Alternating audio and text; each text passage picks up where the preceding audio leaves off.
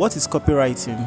Copywriting is a practice of creating convincing sales and promotional materials that persuade readers to take an action, such as buying a product, clicking on a link, making a donation, or booking an appointment. These materials may include text promotions that are posted online or in print. Additionally, oral materials like scripts for adverts or videos might be included. Who exactly is a copywriter? A copywriter is a qualified writer who creates the content or copy that appears in marketing and sales materials. Copywriters are experts who have honed their skill through study and practice. Although nobody was gifted with the ability to create outstanding copy, almost everyone can master it with a little perseverance. Advantages of copywriting. One of your finest choices may be to learn copywriting if you've been managing your business and would like to step it up.